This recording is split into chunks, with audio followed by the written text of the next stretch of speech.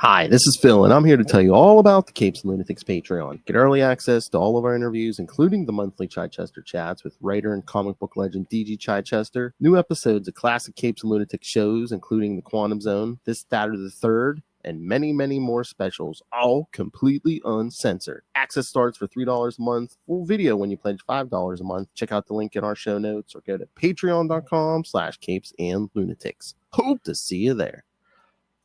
Look up in the sky. It's a bird. It's a plane. It's an electric mullet. Where he flies alone. Hello, kids, and welcome back to another episode of Electric Mullet, the Superman podcast. I am Phil. Joining me is, well, no one. That's right. Seems both of my co-hosts, Tyler and Justin, are both under the weather. So, yes. And again, we record these a little earlier. So, by the time you hear this, everyone should be up and healthy and back again. So, but that's all right. I want everyone healthy for the 50th episode. So we should have Tyler. We should have Justin. We might even have a surprise guest or two. So. All right. So, yeah. So, well, just got me rambling at you this time, but I got a lot to talk to you people about. I've got a lot of problems with you people. That's all right. So, yes, we got 5. Count them. Oh, no, wait. Yeah, 4. Might have 6. Wait. No. 4, 3. No, we got 5 episodes, 5 issues tonight. I was gonna say, I don't have 6, do I?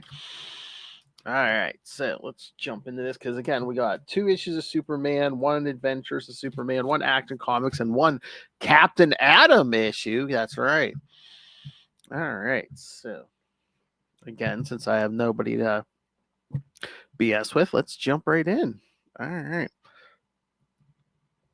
and let's try this because should look nice when I share the covers for now on. Yeah, look at that. No unsightly window around the issue cover. Yeah, that's right. All right, so let's get into it. All right, so the first one is not Adventures, Superman Volume 2, number 45 from July 1990, Native Sons. Writer and penciler Jerry Ordway, inker Dennis Jank, colors Glenn Whitmore, letterer John Costanza, and editors Mike Carlin and Jonathan Peterson. Near Smallville, an Odo shaman named Firewolf performs an ancient ritual to summon the spirit of the Great Wolf, granting him mystic abilities. Meanwhile, some Odo Native Americans hold Pete Ross hostage, demanding to have their lands returned. Superman pays a visit to Ma and Pa Kent. He tells them that he started a relationship with Lois Lane, but they encourage him to talk with Lana about it, given how rough things have been between them lately. Their reunion is interrupted by a big explosion in town. Superman flies to the scene and finds a great fireball with the shape of a wolf, but the shaman has things under control. He commands the policemen to hold their fire while he discusses with the fellow Odo Native Americans inside the building. The deal is done between the Odo Nation and a mining company to offer the Odo Native Americans employment and profits as a guarantee for their lands. After the affair is over, Clark and Lana talk about their relationship. Lana is angry at first, but she comes to terms and accepts things will be different between them from now on. Meanwhile, in Metropolis, Jimmy Olsen visits his mother, who is in a catatonic state in the hospital, but he can't communicate with her. On his way home, he finds Jerry White, who works at an old church that's been turned into a nightclub. Boy, we're really going to hit you on the head with things about coming next episode, kids, for our 50th episode. Like that nightclub? All right. So, and again, this is a 1990 issue. So if you do read this, they do refer to the Native Americans as Indians, as they used to do. So, they even mentioned. All right. and every issue, like Superman issue, like this one and like the next two, had like an extra 8-page bonus this in the month, July 1990. But the main story, okay, and again, it's just again we have Superman battling not even battling, but just kind of like trying to make sure this old man doesn't hurt anybody in town with his Firewolf. But the big thing that gets me in this issue, and again, it's come up before, but why is Lana so mad that, I mean, maybe she feels like Clark's been toying with her, stringing her along and stuff, until something better comes along. But I'm like, if they dated at all, wasn't it in high school? It's been a while. And it seems like, and again, we even did it during like Last Sun and, the last, the Krypton Man stuff. But it almost seems like Lana's always the one who's like, "Oh, hey, better give me a kiss," and it's just like, well, as far as I know, Clark has been teasing you with like any romantic, but I don't know. But again, maybe she's just mad because she was hoping it was her. And again, love interest will be coming up here for Lana soon. Oh, hey, look who's in this issue, Pete Ross. But yeah, it's just weird because like Lana, like she even slaps Superman when he tells her, he's in a relationship with Lois. I'm like, wouldn't she have hurt her hand? Because they put the slap sound effect on the panel because as soon as she have hurt her, so she did slap. It wasn't like a light tap, so shouldn't she have hurt her hand? But I don't know. So then, but they kind of work it out. In the end, Lana says she has to deal with moving on, but again, it's like he wasn't a jerk to her. He's Superman, but I guess she just feels like, what, maybe she's gone through enough stuff because of him, between the eradicators, the Manhunters, and Luthor and everything. But that wasn't Clark's fault. And again, it was a decent story in here about land rights between like the citizens of Smallville and the Native Americans. But then some of the younger generation of the Native Americans, they were like, no, we want any of these big businesses coming in. We want our, we don't mind working with them, but we want our share of the profits and stuff. So even Firewolf's like, I've lost all, sense, sense of the old way. Well, the young generation has lost sense of the old ways. Maybe I'm just too old, blah, blah, blah. But yeah, I don't think we see Firewolf again, unless I forgot. But and again, in true mystic character creation style, he disappears in a burst of flame. So, all right. Then we got, like I said, some of these have 8-page extra this month, and we get Jimmy Olsen's diary in this. It's basically just some of it's like recapping stuff we've already seen. Like he has the newspaper clip from when Clark saved the space plane originally, like back during the Man of Steel miniseries and saving Lois. Then there's some weird thing about him and some little girl he went to school with when he was in grade school. But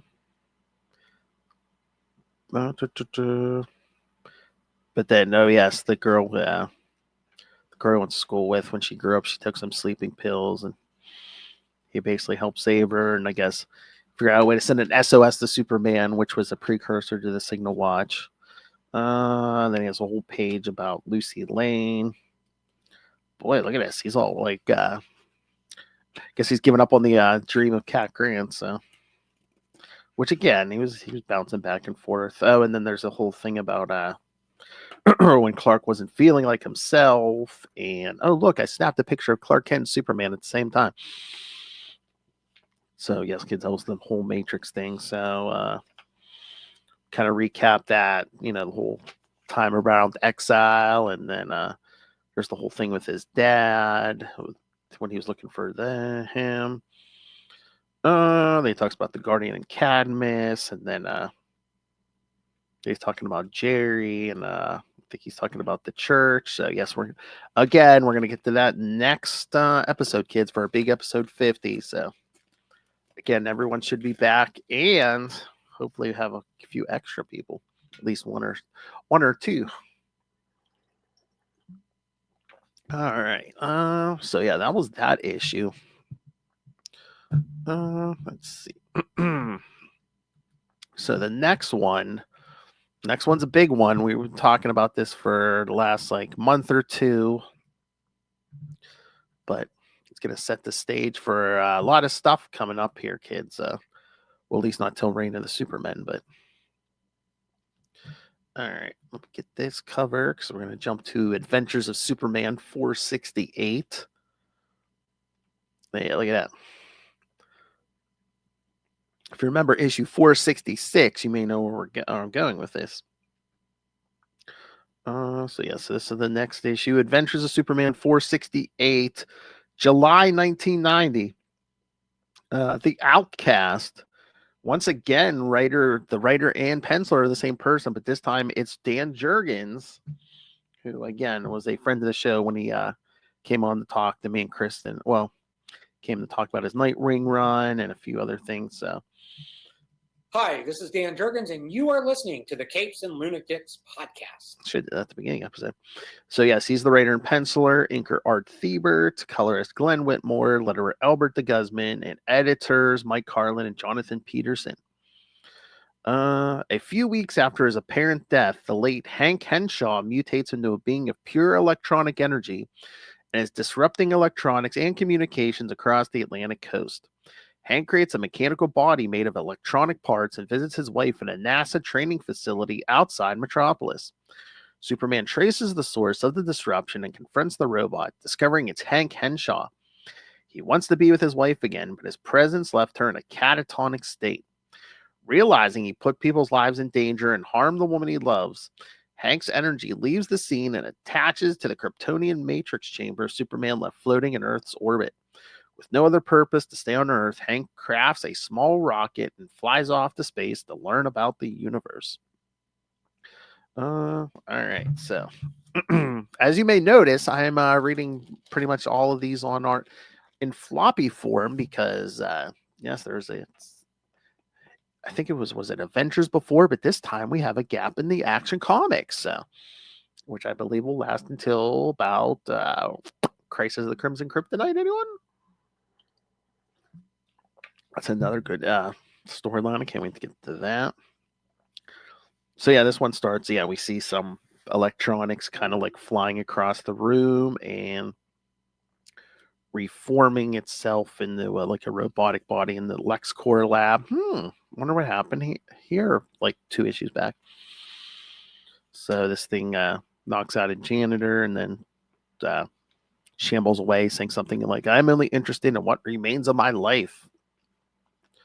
Then meanwhile in Kansas, I guess Clark must have stayed the night or whatever with his parents because he's basically just swimming in the creek that runs along the property, and then he's talking to his mother outside. She's hanging the laundry, and then calls Lois to make sure they're still on for her to fly out to meet his parents tonight. Then his father says, "Oh, there's something weird on the radio." He said like there's some kind of weird communications blackout on the East Coast. It's like the whole region dropped into the Atlantic. So Clark grabs his suit, flies back to the East Coast. And then advanced NASA training facility. We see Terry Henshaw, Hank's wife. She's basically in a catatonic state after everything that happened in 466.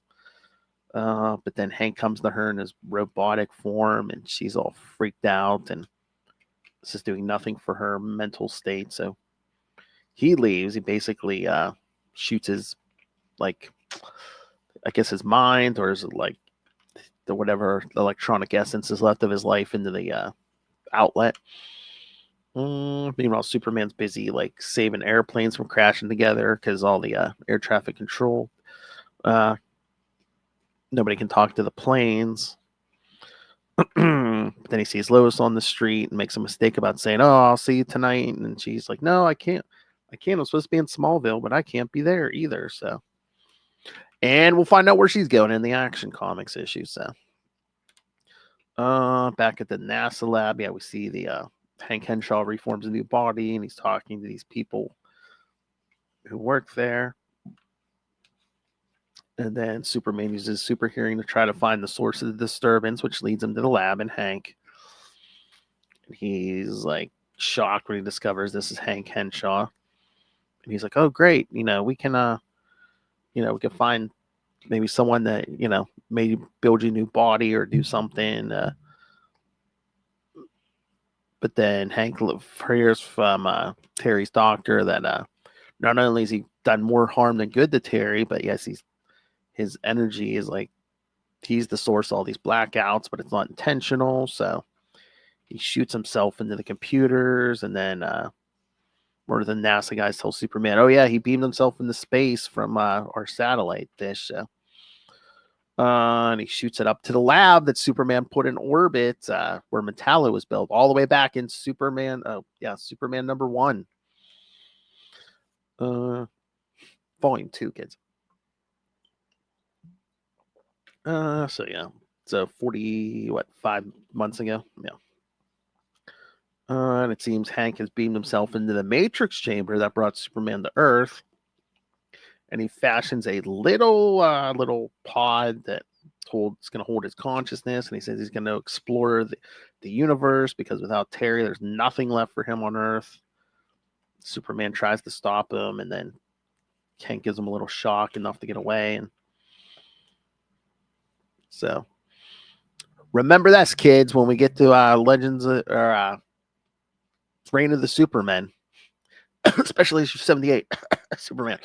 Anyway, so, but the whole thing with Hank is Clark, the idea that, oh hey, maybe I should like lock up the Matrix chamber that was brought to Earth in. So he takes it to the fortress in Antarctica, and then we see him kind of like recording a journal, and of course he's recording it in Kryptonian, so just in case.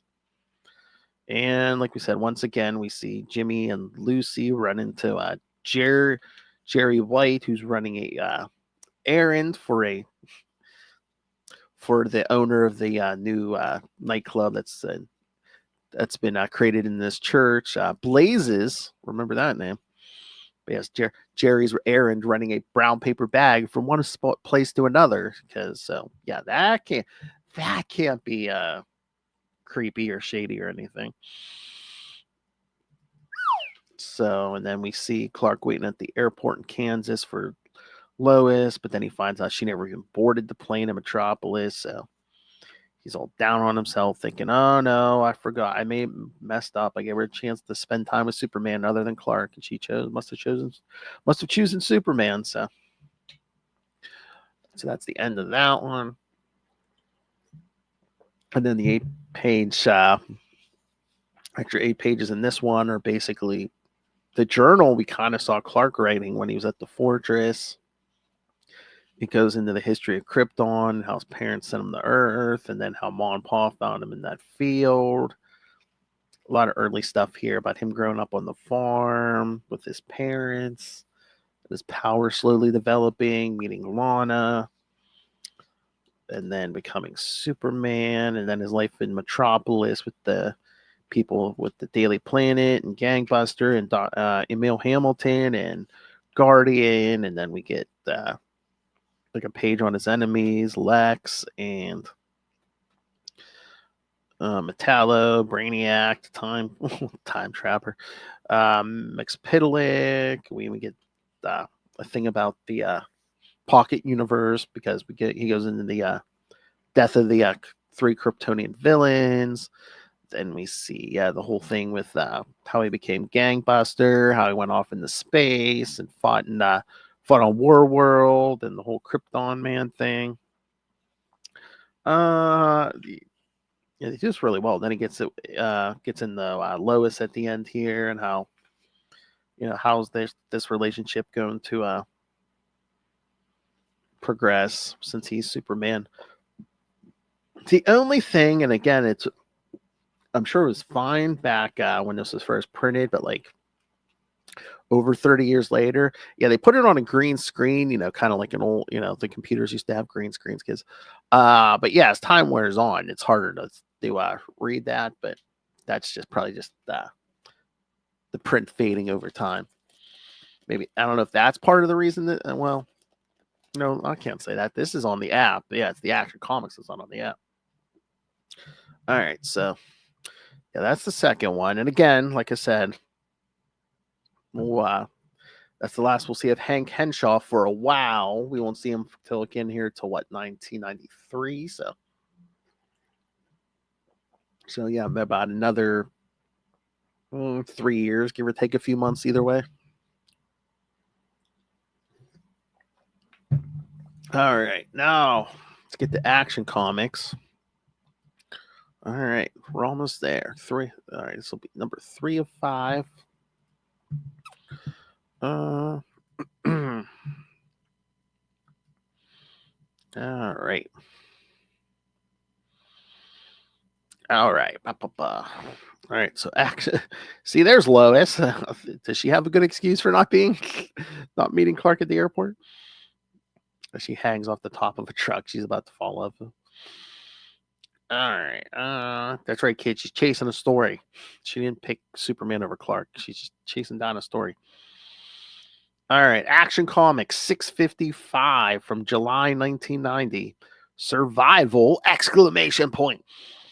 Writer Roger Stern, penciler Bob McLeod, inker Brett Breeding, colors Glenn Whitmore, and letterer Bill Oakley. Lois Lane chases a story and follows the trail of some army munitions thieves to their base of operations they call the Habitat. Clark notices her absence because they were to meet on a date that same night. So he decides to investigate and follows the trail. He finds a note with the name Jake Munson on Lois's desk. Sergeant Munson is the man who passed the info to Lois about the military hardware gear gone missing and is tips leader to Route 100. Superman follows the trail on Route 100 and reaches the secret base. Inside Habitat, the militia holds Lois Lane prisoner, and the man in charge explains they found that abandoned settlement and used it to create a secret army in preparation for the nuclear holocaust. Superman breaks inside the settlement and quickly disarms all of their weapons, rescuing Lois. The next morning, Lois is ordered to omit the existence of Habitat in her article due to its connection with a classified project, which is Project Cadmus, kids. So Lois leaves the building to continue with her date with Clark. Meanwhile, Jimmy Olsen takes Lucy Lane on a date to Jerry White's new nightclub built on an old church, but Lucy is uncomfortable and disgusted by the place, so she leaves Jimmy at the club. All right. So yeah, I know Lois. At the end, Lois is kind of mad because the government's pressuring Perry and the planet. But like, oh yeah, no, you can write up the story, just don't mention Habitat because again, I believe it was was it the Forever People or somebody or one of the mad scientists at the project. But as it's connected to Cadmus, so the government doesn't want to mention just. It want no trace of Cadmus, but okay, you can read up the rest of the story. So I don't know why Lois just can't write up, leave the details vague about. And again, I know all great reporters don't want to be censored, but just leave the location vague, I guess, and just say, okay, here's what happened. These guys were stealing army munitions.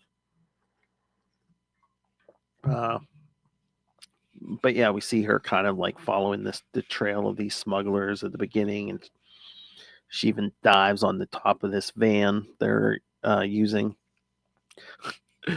She's about to jump off this like hill or this little cliff onto the top of the van.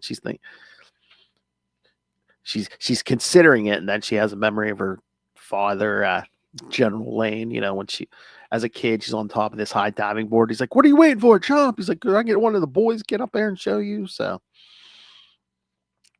yes, we see more Sam Lane, tough love from Sam Lane here.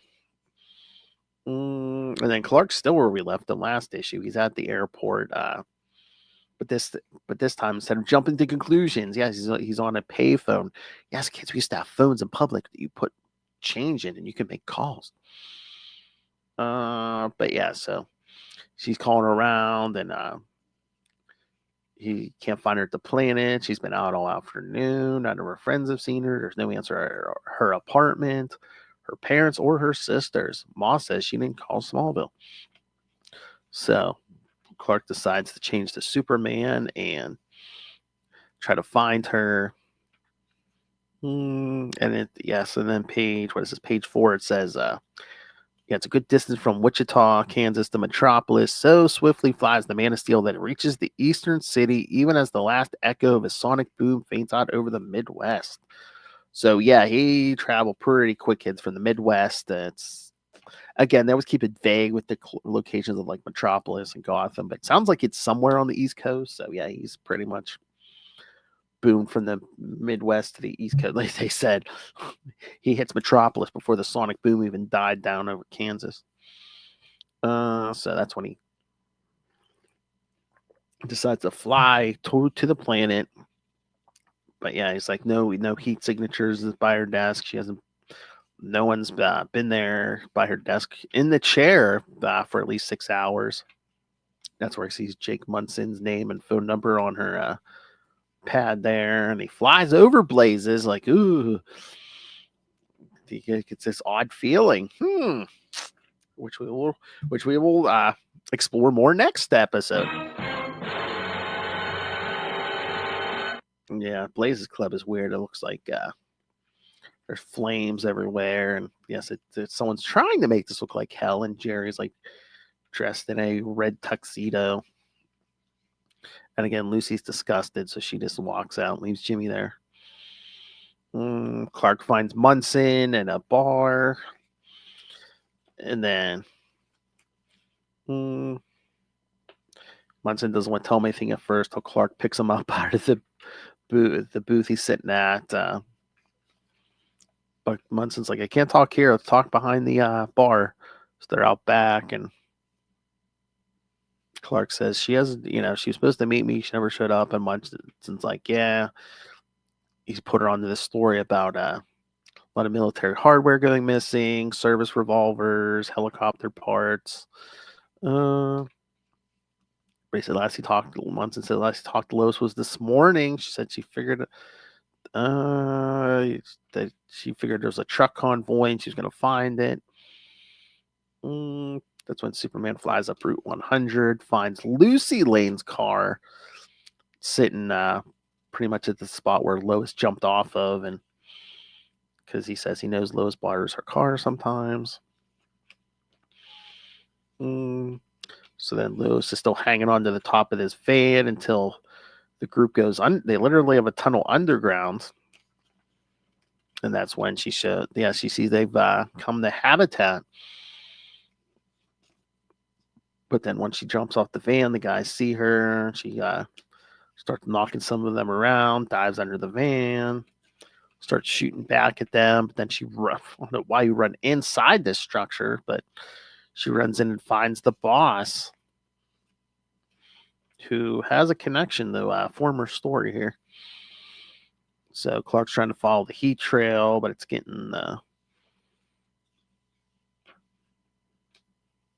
fading. But then he sees the tracks go off the road and head towards Habitat. And he's like, that's the only thing out there.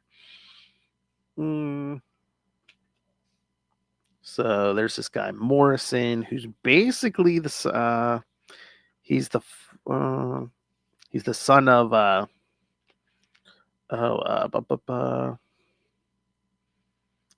he's the son of John Morrison, who is the what was his rank? But he was a military man who, if you guys may remember from the Adventures of Superman 439, that's the one where Jimmy and Kat had been taken hostage and tortured by this military guy because they had gotten too close to his, the little revolution or whatever he was starting to save the country. But that's the one where Superman's like, I've been turned into a robot. But, I was hanging around with Lois and Clark, and then we later find out, oh no, Superman built this robot, or I think Hamilton built it for emergencies in case Superman wasn't around, like he was at the time until Clark showed up. But remember that that experiment didn't go too well. because she's yelling at Morrison's son. She has another flashback with her father. Till Superman comes literally busting in the habitat and throwing these soldiers around. But then Lois pulls a gun on Morrison and says, I got this, Superman. You take out everybody else. So basically just goes through these guys and disarms them either with heat vision or crushing their guns in his bare hands. But then the cavalry shows up and Lois has all these soldiers at gunpoint for the authorities taken. But again, that's when the government tells them, oh, no, you can't talk about habitat.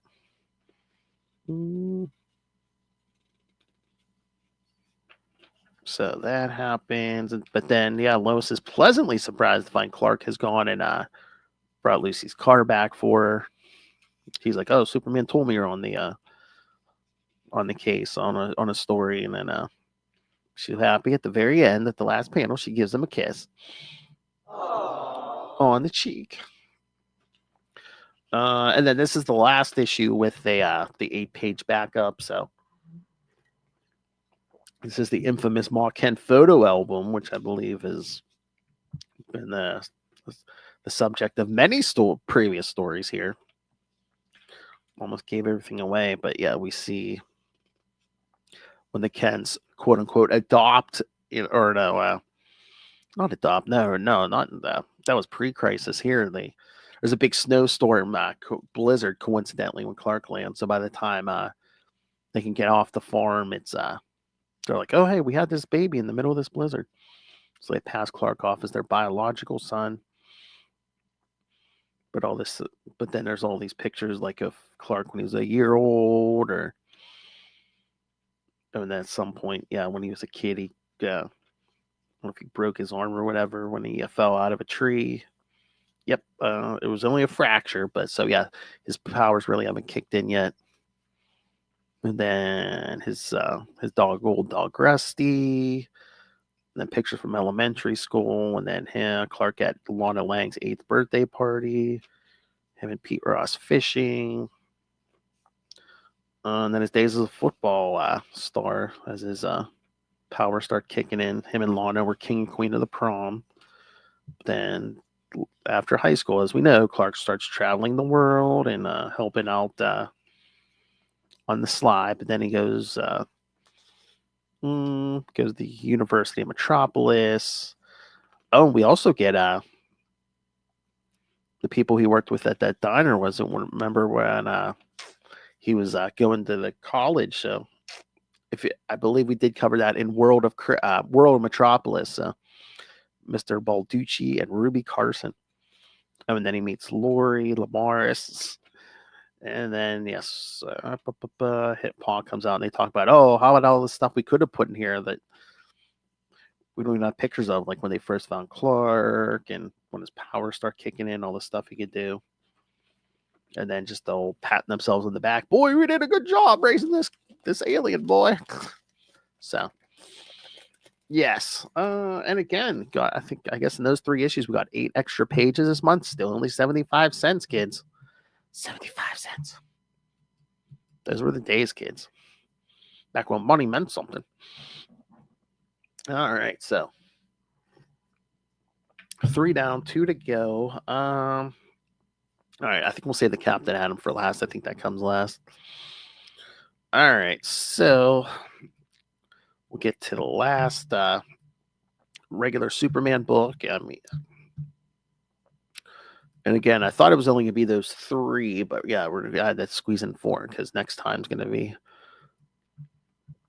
kind of packed. There's going to be at least 4 issues there. So, all right. Now we got guest stars this time, who we see them on the cover, but they don't even get mentioned. Jade and Obsidian of Infinity Inc.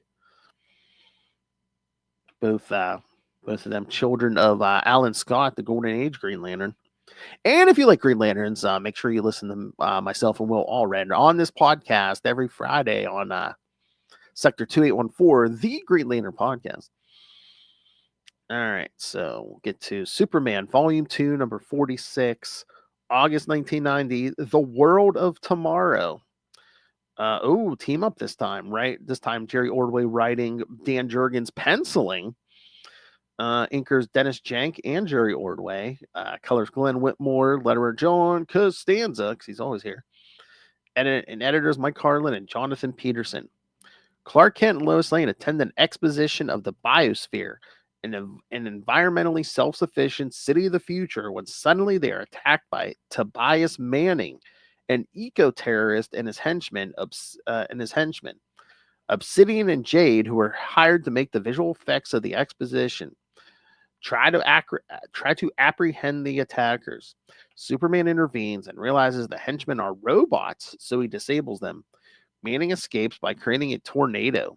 Superman goes back to his Clark Kent clothes and reunites with Lois, continuing their date in Kansas.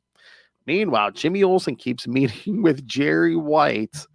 At his new nightclub Blazes, but Lucy Lane breaks up with him. The hell you say?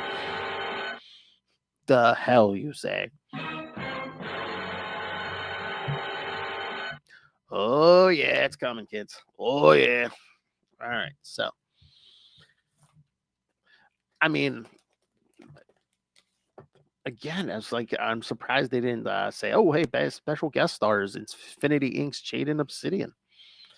But yeah, we see the whole pitch here because they basically hired Jade to use her energy powers. Basically, she's a Green Lantern, but her powers are biological. She doesn't need the power ring, but to make all the visuals for this presentation about the environment and everything, and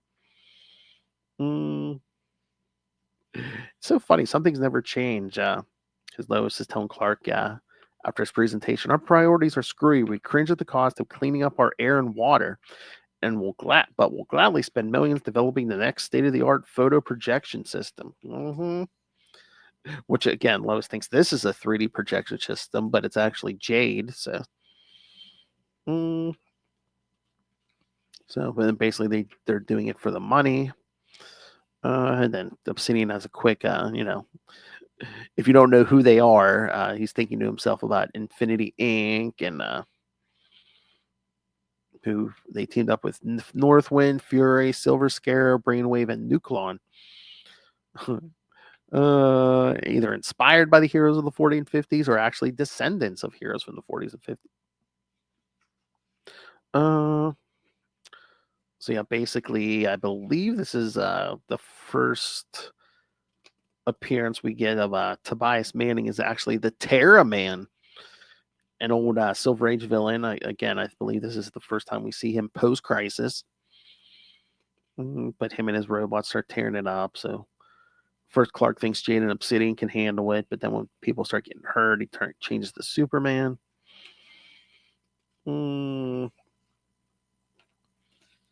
And again, they have to stop Terra-Man. He makes this tornado. I think so. His powers must come from this suit he's wearing. Obsidian kind of disrupts the suit with his shadow powers, and it looks like Obsidian's torn apart, but he reforms himself. But they can't find Terra-Man. And again, at the end, Superman chases back to Clark, meets up with Lois, and then have a very passionate kiss under the fireworks in Smallville. So, yep, that whole relationship's heating up, kids. And again, the whole Jimmy Olsen thing, again, he's spending way too much time with Jerry Olsen. Oh, that's right, kids. Yeah. Wait till next episode.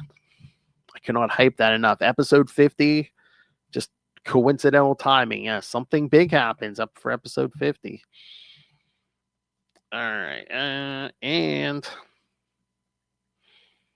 All right, Dan, let's get to this last issue here. Again, kind of dropped it in here. It probably could have showed up an episode or two from now, but again, it's a Superman guest stars and Captain Atom. And again, they really don't give you much in the way of continuity. So Superman you can almost place this anywhere around this time. So probably why I did this. All right. So yes, let's get to this Captain Atom. And again, I'll try to explain as best I can, but it's been a few years since I read the whole Captain Atom series. All right. Again, I always like try to like throw in the guest star books. All right. And again, it'll be by different teams. So there we go. So yeah, the last one tonight, Captain Atom, Volume 2, number 46, from October 1990, Men of Steel. Writers Carrie Bates and Greg Wiseman. Penciler Michael Adams, inker Romeo Tangle, colors Gene D'Angelo, letterer John Workman, and editor Kelly Puckett. Captain Atom and Major Force are abducted via teleportation and are imprisoned on a spaceship on the moon. Yeah, kids, in the previous issue, Captain Atom and Major Force disappear. So then you don't get any explanation till now. So they are placed in stasis along with many other prisoners taken from other planets. Also among the prisoners is Superman. Nate breaks free by changing back to his human form after he realized that the spherical devices nearby are specifically jamming his brain and rendering him paralyzed in his Captain Atom form. He then breaks Superman free. Superman is about to free the other prisoners, but Nate tells him not to, as they will likely cause more trouble, especially with the volatile Major Force.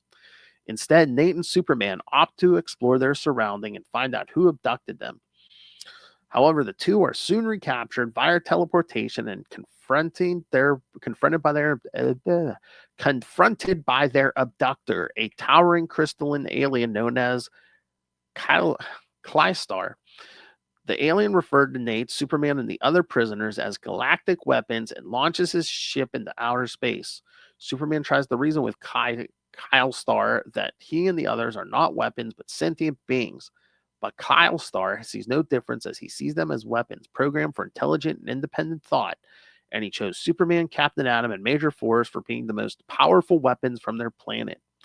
Realizing that there is no point to reason with Klystar, Superman agrees with Nate's direct approach and punch their way out of their confinement before heading to free the prisoners. Kyle Star uses his technology to once again transport Nate and Superman to a sealed chamber where he will personally reprogram them of their flaws by fighting them in hand-to-hand combat. Captain Atom and Superman are thoroughly thrashed by their warden until they coordinate together in beating Kyle Star. The warden stops fighting and realizes he had made a mistake. Kyle Star releases the prisoners and explains to everyone that he had been seeking to gather sentient weapons from across space to liberate his home planet and his people from a tyrannical dictatorship. Now he realizes that sentient weapons also deserve freedom, and he plans to return them to their respective planets, but is still offering them to remain in return for good treatment and glorious battle. Much to Nate's surprise, Major Force agrees to join in Kyle Star's quest rather than to remain with General Eiling and escaping from having his kill switch activated. With that, everyone except for Force and two others are teleported away. As there are only 3 weapons on board, Cloudstar acknowledges that he needs more preparation by conquering the galaxy. Major Force is thrilled with Cloudstar's new plan. Superman and Nate teleport to the roof of the Daily Planet. Before they part ways, Superman tells Nate that while on Cloudstar's ship, he had seen his real face and requests to see it again. Nate is initially hesitant to reveal his secret identity, but relents. Then, to Nate's confusion, Superman instructs him to go down to the city room of the Daily Planet and stand there for 5 minutes, as he will be glad that he did. Nate follows his instructions and is surprised to see his daughter Peggy, who is working for the planet. Clark Kent had seen a picture in a frame of Nathaniel Adam on Peggy's desk, and hence his intentions to reunite father and daughter. Yeah. Oh God, it's been a while since I read those Captain Atoms, but yeah, there's been like tension and friction between Captain Atom and his children because, again, the whole experiment in issue 1 where he gets his powers and everything in the shiny skin kind of throws him forward in time too. He basically was he's basically going to get court-martialed from the military if he didn't do it, because I'm trying to remember, thinking he was accused of a crime he didn't commit and stuff, and then when he gets back, all kinds of weird stuff. That, like his wife had remarried, like his commanding officer and stuff. But yeah, lots of tension with the kids. So, but yeah, so, I believe his daughter run off somewhere and he couldn't find her, but now he's found her, so everything is fine. So that worked out well. And again, it's so weird that the vibe of this issue, because sometimes to me, and again, I haven't read the other Captain Atom issues in years, it almost seemed like a fill-in issue to me. But it kind of wasn't, because again, last issue we saw Captain Atom and Major Force teleported away. And again, Superman kind of helps move the story forward by basically reuniting Nate and his daughter. So yeah, I mean, good issue. Again, you might be a little confused if you had not read any other Captain Atom issues, but it was a good, well-written issue. Again, the art is different from all the Superman books, but still good. So yes, that is that. There's your 5 Superman books for the month. And again, episode 50 next week, big episode 50. Can you believe we're at 50 issues already, everyone? I know we can. All right, so let's open this up. I know what's coming, but I want to make sure I give you guys the right issues for homework. Please send us your thoughts, especially for the 50th episode. Again, we like to celebrate episodes in it divisible by 50. All right, so next time we are going to cover Adventures of Superman 468 and then Soul Search from Action Comics 656, Superman 47, and Adventures of Superman 470. Like I said, you don't want to miss Soul Search. We'll see a character named Blaze for the first time, connected to that church, that nightclub / church. And again, a supernatural enemy, so Superman can't just outmuscle it. And again, issue 4, Adventures 469 is not part of that story, but hopefully it'll draw in a Lilith Hellfire. 69 is her stock and trade. All right, so yes, please send us your thoughts on those. You can send your thoughts on these issues if you want. We'll always read stuff after the fact. And hopefully I didn't bore you too much, kids. So all right, so let's throw this up here. Hold on a second. I was gonna do that the old way. I think this will work the new way. And again, you want to have all that stupid little stuff on the side there. All right, so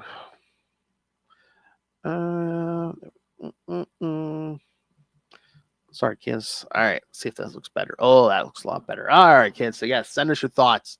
Email us, CapesandLunatics@gmail.com, or call the voicemail 614-382-2737. That's 614-38-CAPES. And remember, you can find every episode we've ever done pretty much at CapesLunatics.wordpress.com. You can help support us by buying merch at TeePublic and Spring. Again, new merch, classic merch, it's all there. And again, Lilith Hellfire demands more angry than any rampaging supervillain. Lilith Hellfire demands that you rain random money on us through our Cash App link. Make it rain. Capes and Lunatics. And of course, you can always help subscribe, help support us, and get extra content for your money on our Patreon. Again, at least once a month, you're getting exclusive, uncensored content. And most importantly, if you are a Patreon patron, you can contact us and request topics for us to discuss. Doesn't have to be comic books, can be anything in the world. I would just hope we're somewhat knowledgeable in the topic. But yes, you can write in, call in, and request us a topic for us to discuss. Doesn't matter what it is. So, because remember, kids, we want to entertain you, and of course, We need the money. Gimme. so you can subscribe to the Patreon, patreon.com/CapesandLunatics. More vicious and brutal than ever. And again, it's on the screen on the YouTube video. But if you're listening to this on the audio podcast, or you're just, I don't know, don't hit pause on this and you want this info, again, everything's in the show notes every episode. So yeah, just however you're listening or watching this, just scroll down underneath, and yep, there's all the links in the show notes. So All right. And again, hopefully the boys should be back next time. Tyler, again, you can hear him talk more Superman every, at least twice a month on him and the Force of Nature, Mr. James Cole on the Krypton Report podcast. And of course, yes. And then Justin, you can hear him. God, you hear him at least once a month on We Are the Night, the Batman podcast. Also on this podcast feed. I can hear him here every so often on Electric Mullet. And then over on the Capes and Lunatics podcast, you hear me and him talking a bunch of Marvel weekly on either Marvel Tales or X-Men Classics, or both sometimes, once in a blue moon. One World Under Doom and the Energon Universe podcast, where we talk all the new Transformers and G.I. Joe from Image Comics. I can hear him also once a month at the end of every month on the Ultimate Spider Cast with me and the Sausage King Ray himself. But also, you can also catch him on other podcasts without me, that cheater. But yes, you can catch him on these fine shows. Gamma Charge, the strongest podcast there is, where him and Russell and Josh, I think, talk the Hulk or She-Hulk. Predator and Prey, the Ucha podcast, where they talk all things Predator, him and Ray, and I believe it's Sparky. They talk the movies, the comics, all of it. And then the Lost Library of Legends, which is Justin's solo show, where he talks, I believe he's on the Malibu comics, some Malibu comics right now, and not always, but a good majority of his stuff, again, like a lot of us, is he talks a lot of 90s comics. So for an old man like us, it might be right up your alley. Or if you want to just learn about 90s comics, it's a great show to listen to. Going back to the 90s here, bitch. Which he usually does. All right. So, I don't think I've talked this much in a long time. All right. So again, come back next time. Justin, Tyler, guys, get better soon. And yeah, next time, big episode 50. Don't want to miss it. We might even have a guest or two. But Soul Search, yeah, make sure you're here for Soul Search. That's a big one. Then we get Blaze. And then later on down the road, we'll meet her brother, Satanus. No, not to tease it too hard, but yes, next time, kids, a character dies. I know you hear that in comics all the time, but this character died in 1990 and has not come back. Yeah, not even through all the universal, multiversal crises. No. As far as I can remember, this character has never come back. So this is as close to a personal or permanent death as you can get. It might be permanent. Maybe they never bring him back. All right, come back next time and remember to join us for truth, justice, and the mullet.